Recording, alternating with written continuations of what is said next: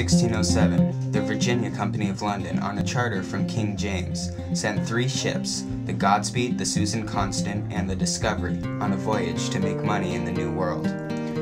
They wanted to find pitch, tar, gold, other precious metals, and wood for their ships. They also wanted to find a water route across America from the Atlantic to the Pacific Ocean. The first colonists that came from England were a variety of people, from artisans to laborers to many, many gentlemen. They had many jobs such as bricklayers, blacksmiths, and craftsmen. The Jamestown colony was located 36 miles upriver from the Chesapeake Bay on a peninsula on the James River. The peninsula was a safe place, far enough away from the water channel, and it served protection from Spanish ships. However, they also came too late in the year to plant anything. There were no native Powhatan living there, but they were yet to find the reason why. The problem was the land was on a swamp and there were mosquitoes carrying malaria. Also, it was very hard to farm in this terrain, especially because most of the men there were gentlemen, didn't know how to farm, and didn't want to get their hands dirty. Also, the water there was brackish and undrinkable. When the colonists arrived, they set down James Fort, a triangular wooden fort made of indigenous trees tied together with bark. The fort walls were about 15 to 18 feet tall. They had set up cannons for defense in each of the 3 corners. Inside the fort, there was a church, a storehouse, and 40 to 50 living quarters.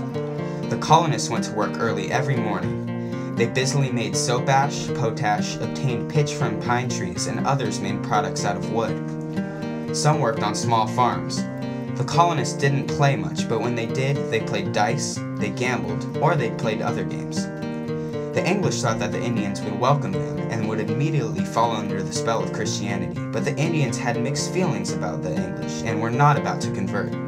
The Indians wanted to trade for tools and weapons of higher power than the Indians had.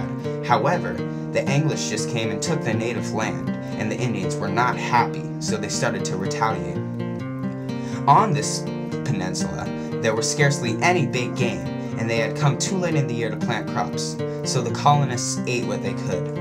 Mostly, they ate fish, turtles, rays, herons, and food that they had brought with them from England. However, the English gentlemen spent too much time looking for gold and not enough time trying to farm, so they lacked food. On top of the food lack problems, the government and political power was all run by the rich people, and they were getting richer by controlling the tobacco industry, which was blooming after John Rolfe discovered a milder South American tobacco that was a hit in England. In Jamestown, there were problems with disease, drought, and starvation. The disease was from malaria-carrying mosquitoes, the drought was caused by most of their water being brackish and undrinkable, and the starvation was that they just didn't have enough food, and that the gentlemen didn't farm but only searched for gold. All in all, Jamestown had a very tough time surviving, but we owe it all to them.